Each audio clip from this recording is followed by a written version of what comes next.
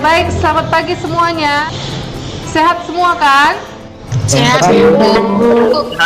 Nah, kita mulai pembelajaran kita dengan doa. Mari kita bersatu dalam doa. Dalam nama Bapa dan Putra dan Roh Kudus. Amin. Apa topik kita hari ini, Nak?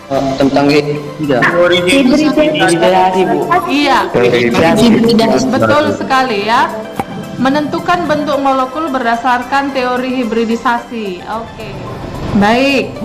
Nah, kalau berdasarkan teori domain elektron yang sudah kita pelajari pada pertemuan sebelumnya, kita ambil contoh untuk NH3, pasangan elektronnya ada 4.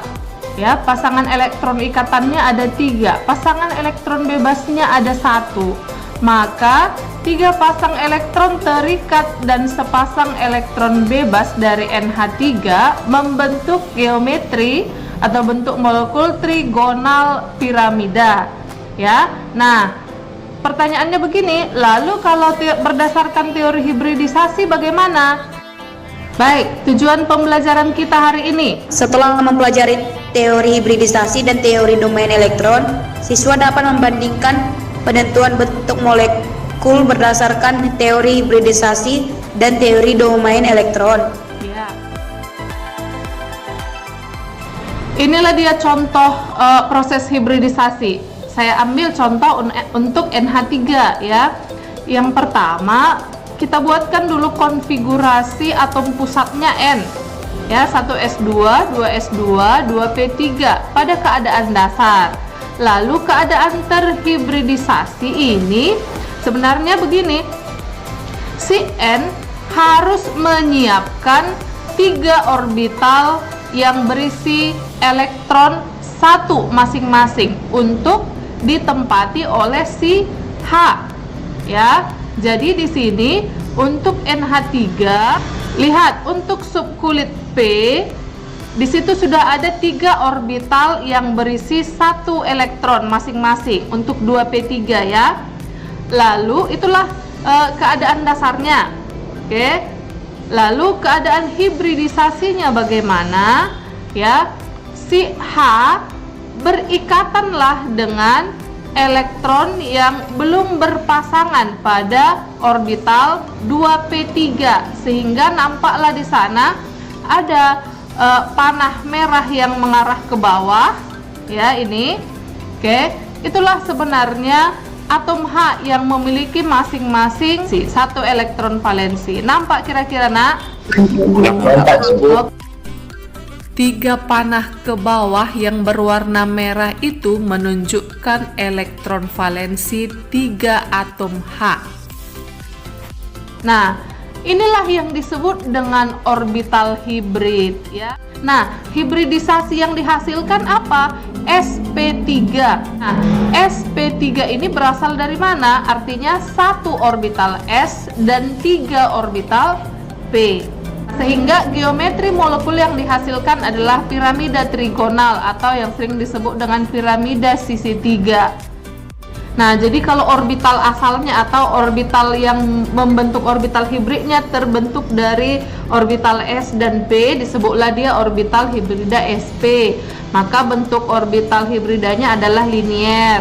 Kalau dia terbentuk dari 1 orbital S, 2 orbital P, berarti membentuk sp2. Itulah yang disebut dengan segitiga sama sisi, dan seterusnya sampai ke sp3d2 yang bentuknya adalah oktahedral. Oke, inilah nanti yang menjadi patokan kalian untuk menentukan bentuk molekulnya. Paham ya, Nak? Paham, Bu. Oke. Sekarang waktunya untuk berdiskusi menyelesaikan LKPD. Ya, saya akan memantau proses diskusi yang kalian lakukan di Google Classroom dan di grup WA. Saya beri waktu untuk berdiskusi sekitar 30 menit. Nah, setelah itu nanti kita akan melakukan presentasi kelompok ya, Nak.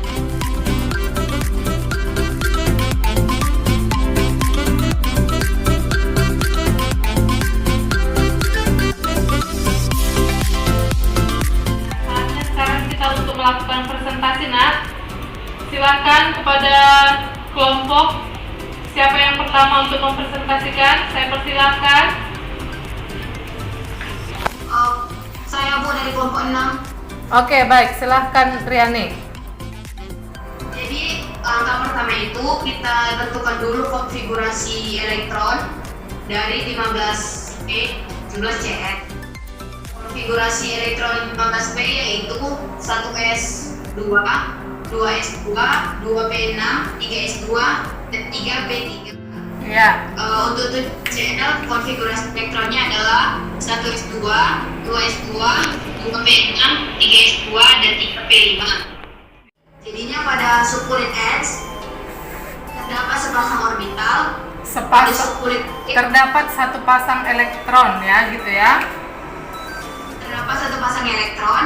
Iya. Pada subkulit B terdapat 3 pasang elektron, dan pada subkulit D terdapat satu pasang elektron. Ya. Keadaan terhibridisasi terakhirnya yaitu sp3d dengan bentuk molekulnya piramida triagonal. Oke. Terima kasih untuk kelompok Riani yang sudah mempresentasikan hasil diskusinya ya. Nah, setelah selesai presentasi kelompok, adakah hal-hal yang tidak dipahami? Silakan yang ingin bertanya. Saya ingin bertanya, Bu.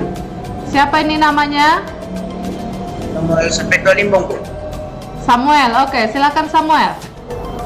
Dalam mencari bentuk molekul, penggunaan teori VSEPR dan teori hibridisasi pasti hasilnya sama kan, Bu? Contohnya PC5.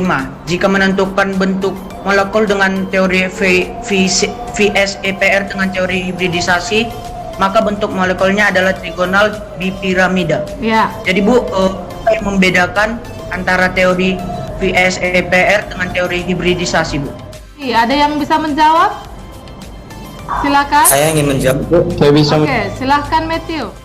Yang membedakan antara cara atau proses untuk mencari bentuk molekul antara teori VSEPR dengan teori hibridisasi. Dari teori VSEPR, bentuk molekul dicari dengan melihat domain elektron ikatan serta domain elektron bebas yang kemudian dijumlahkan. Sedangkan berdasarkan teori hibridisasi didasarkan pada konfigurasi elektron. Oke, pada hibridisasi didasarkan pada konfigurasi elektron dan kalau dia teori hibridisasi, di sana kita melihat orbital hibrid yang dihasilkan oleh pasangan-pasangan elektron yang berikatan. Itu tambahannya. Jadi jawaban Matthew sudah benar. Bagus. Siapa yang bisa menyampaikan kesimpulannya? Saya, Bu. Siapa namanya? Abraham, Bu. Oke, silakan Abraham. Jadi kesimpulan dari hasil diskusi ini ialah berdasarkan teori hibridisasi, bentuk molekul didasarkan pada orbital hibrid yang dihasilkan oleh ikatan valensi atom-atom suatu molekul. Sedangkan berdasarkan dari teori VSEPR, bentuk molekul didasarkan pada jumlah domain elektron ikatan dan juga domain elektron bebas.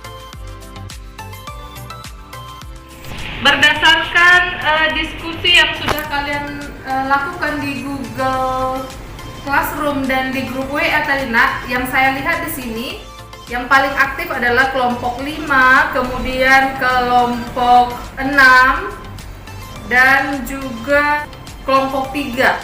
Untuk pertemuan berikutnya ini harus ditingkatkan, dan jangan lupa nanti untuk mengupload LKPD yang sudah kamu kerjakan. Untuk menguji kemampuan kamu tentang materi yang sudah kita pelajari hari ini, kita akan mengadakan kuis. Ya, waktu untuk mengerjakan kuis adalah 20 menit. Untuk menutup pertemuan kita hari ini, saya mau ada yang secara spontan memimpin doa kita. Silahkan, Nak. Dalam nama Bapa dan Putra dan Roh Kudus, amin. Oke, selamat siang. Selamat siang. Oke.